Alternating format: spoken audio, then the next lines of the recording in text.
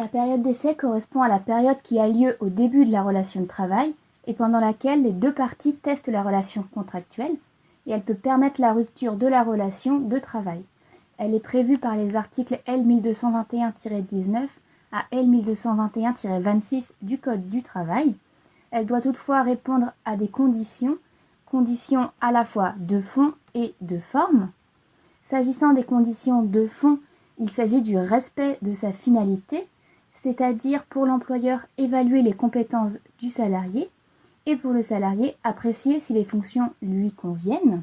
Sans cette finalité, les juges considéreront qu'il n'y a pas lieu de prévoir une période d'essai et que la clause en question est nulle.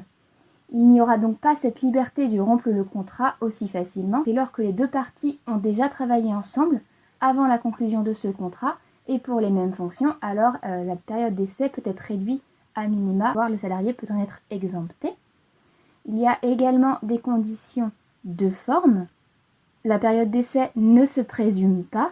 Il faut qu'elle soit prévue soit par le contrat de travail, soit par la lettre d'engagement, mais elle ne peut en aucun cas, depuis 2008, être prévue par la convention collective dès lors qu'elle n'est pas mentionnée dans le contrat ou dans la lettre d'engagement. S'agissant de la durée de la période d'essai, elle est appréciée à compter de l'entrée en fonction et elle est appréciée en jours calendaires et pas en fonction du travail effectif qui a été réalisé.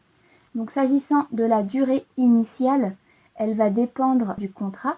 Il y a des plafonds qui ont été fixés par la loi de 2008, puisque avant 2008, il n'y avait pas de durée légale.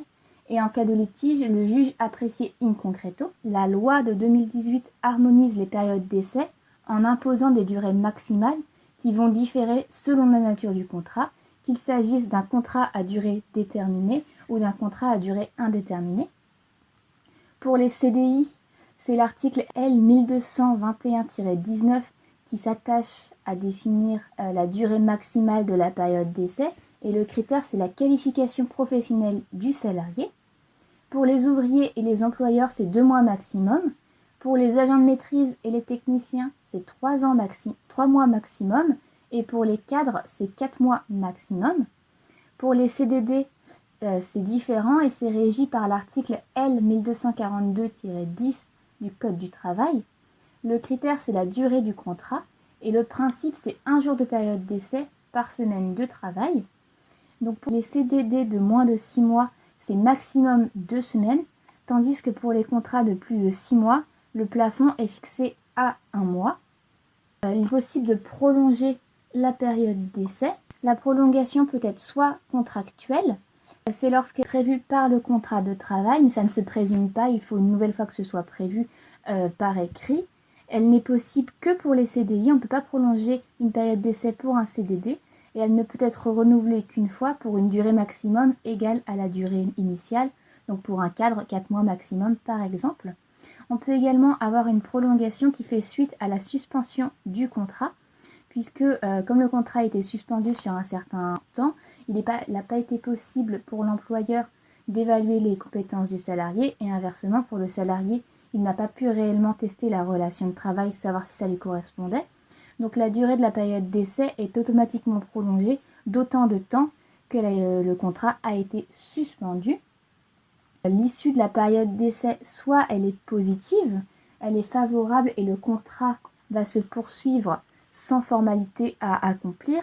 La période d'essai sera incluse dans le calcul de l'ancienneté et il y aura une perte de la liberté du contrat. C'est désormais les règles du licenciement qui vont s'appliquer. Toutefois, si elle est négative et que le contrat ne va pas se poursuivre, il y a une liberté dans la rupture, il n'y aura pas de nécessité de respecter les conditions du licenciement, mais ce n'est pas pour autant que ce sera non plus dénué de conditions.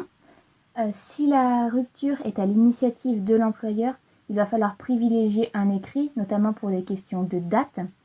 Il va falloir également respecter un délai de prévenance, dont le non-respect donnera lieu à une indemnité. Si la période d'essai a duré moins de 8 jours, c'est 24 heures. Entre 8 jours et 1 mois, 48 heures. Plus de 1 mois, mais moins de 3, 2 semaines. Et plus de 3 mois, 1 mois. Si la rupture est à l'initiative du salarié, il y aura également un délai de prévenance à respecter. Toutefois, son non-respect ne donnera pas lieu à sanction. et ce sera pour un contrat de moins de 8 jours 24 heures et plus de 8 jours 48 heures.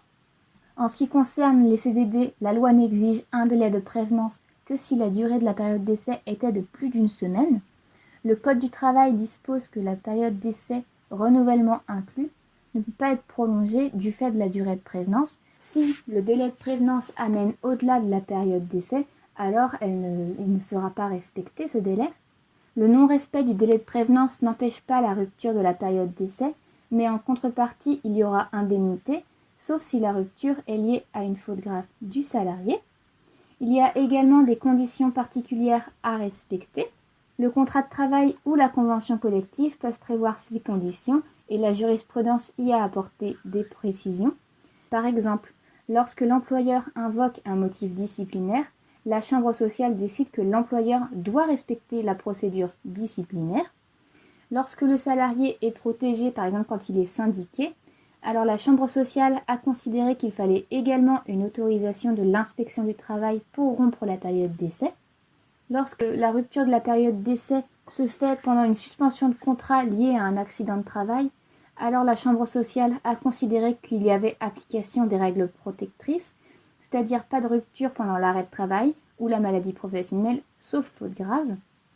Et s'agissant de la femme enceinte, la chambre sociale a également considéré qu'il y avait une protection comme pour les accidentés du travail, et la première chambre civile de la Cour de cassation a considéré qu'il y avait interdiction de rupture d'un contrat de collaboration d'une avocate pendant sa grossesse.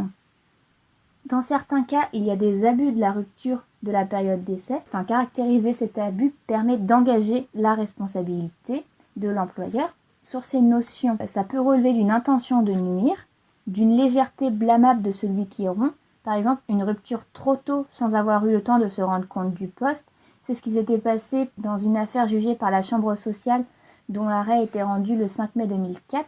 Une rupture au bout de 8 jours sur une période d'essai de 3 mois, sachant que le salarié avait démissionné de son emploi précédent. Un détournement de la finalité de la période d'essai, c'est-à-dire que la période d'essai n'avait pas pour finalité d'apprécier la capacité du salarié à exercer l'emploi pour lequel il a été embauché. Et enfin, la dernière notion, c'est une raison qui ne serait pas inhérente à la personne du salarié, puisque par exemple, dans un arrêt de la Chambre sociale le 15 décembre 2010, une personne est engagée en CDD avec période d'essai comme femme de chambre dans un hôtel d'une station de ski. Or, il n'y a pas de neige cette année, donc pas de clients. L'employeur va mettre fin à la période d'essai. Ce que vient dire la Chambre sociale, c'est que cette rupture est liée à l'absence de neige et donc à l'absence de clients, et non pas aux capacités professionnelles de la salariée qui avait été embauchée, donc il y avait abus dans la rupture. Les conséquences de la caractérisation de l'abus, c'est l'obtention de l'employeur qui a rompu abusivement de dommages et intérêts, dont l'appréciation se fera in concreto par les juges du fond. Et c'est également pour le salarié la possibilité d'obtenir l'annulation de la rupture abusive de la période d'essai, par exemple pour motif discriminatoire, et le salarié pourra ainsi demander sa réintégration et la poursuite du contrat, et s'il ne le veut pas, obtenir une indemnisation et des dommages et intérêts plus importants que pour un licenciement sans cause réelle et sérieuse.